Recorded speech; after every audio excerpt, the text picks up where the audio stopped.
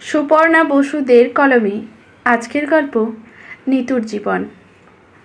নিতু বিবাহিত, প্রায় 5 বছর হলো তাদের দাম্পত্য জীবন। সংবাদপত্র দেখে দুই পরিবারের যোগাযোগ ও বিবাহ, কিন্তু নিতু মা হতে পারেনি।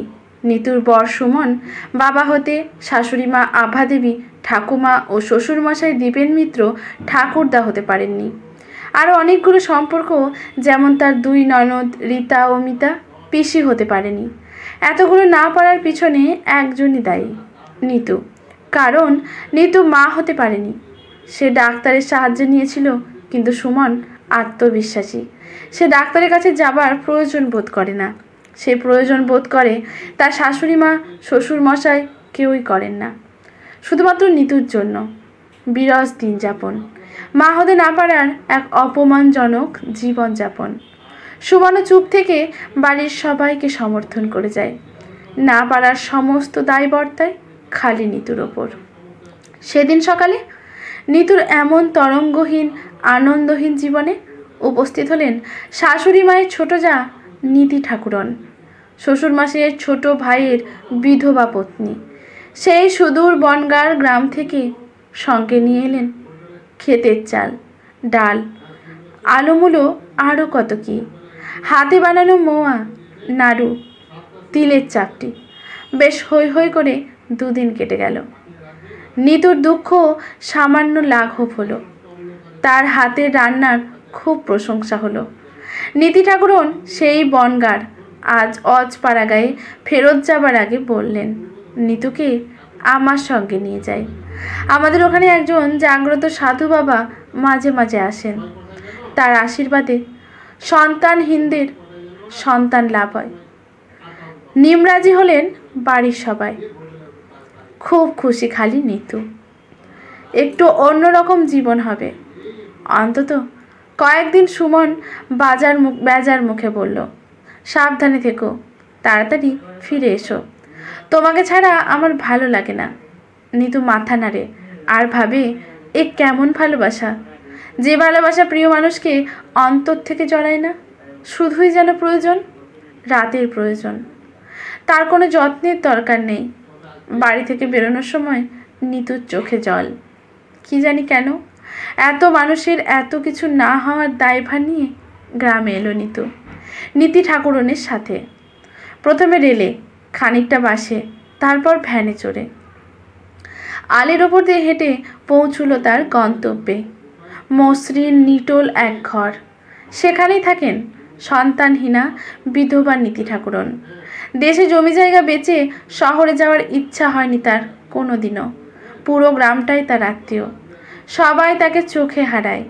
নীতি ঠাকুরন সামান্য হেসে বলেন, জানো বৌমা, এই যেখানে সবুজ ক্ষেত দেখছো, এগুলো সব আমাদের। কত ফসল ফলে, আর তার পাশের ওই জমি তোমার শ্বশুর মশাইয়ের। পাশ দিয়ে নাকি রাস্তা তৈরি হবে। তখন তোমার শ্বশুরমশাই ওই জমি বিক্রি করবেন চড়া দামে। নিতু উদাস হয়ে বলে, ওখানে একটুও সবুজ নেই তো, ও জমি কি উর্বর নয়? নীতি ঠাকুরন হেসে বলেন, ওখানে যে বীজ বপন করা হয়নি তাই।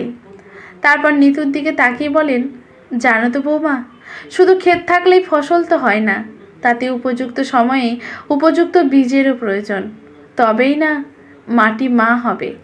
নিতু ইঙ্গিত বুঝতে পেরে চোখ নামায়। নীতি ঠাকুরন বলে চলেন, আমি চিনি কমলকে, আমার দূর সম্পর্কের বোনের ছেলে।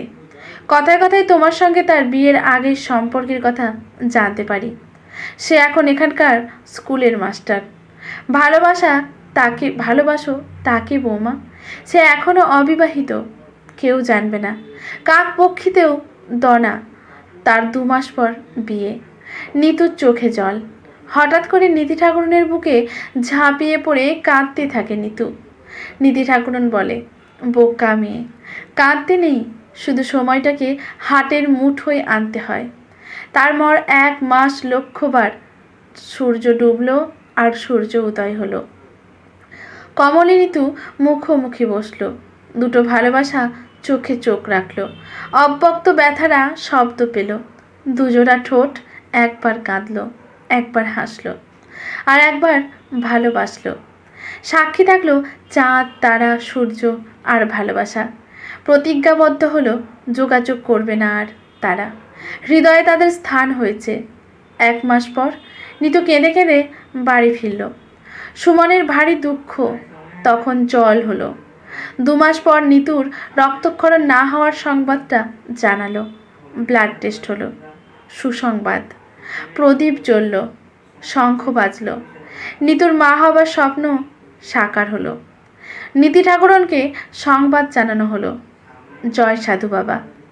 সাধু বাবাকে অনেক সাধুবাদ, অনেক পূজা প্রণামী পাঠানো হলো। নিতুর অন্তর্জঠরে এক ভালোবাসার জন্ম হলো। একদিনে নিতু মা হবার পরীক্ষায় পাশ করলো। শুধুমাত্র নীতি ঠাকুরের জানল, তার মুখ খুশিতে উজ্জ্বল হলো। আর কেউ জানলো না, এমনকি কমলও না। আলো জ্বলুক সব অন্তরে। আজকের গল্পটি এখানে সমাপ্ত। ভালো লাগলে লেখকের প্রতি শ্রদ্ধা জানিয়ে একটি গঠনমূলক কমেন্ট করে যাবেন। লাইক শেয়ার করে পাশে থাকবেন। ইউটিউব থেকে দেখলে চ্যানেলটি সাবস্ক্রাইব করে বেল নোটিফিকেশানটি অল করে দেবেন। ফেসবুক থেকে দেখলে পেজটি ফলো করে রাখবেন। ধন্যবাদ।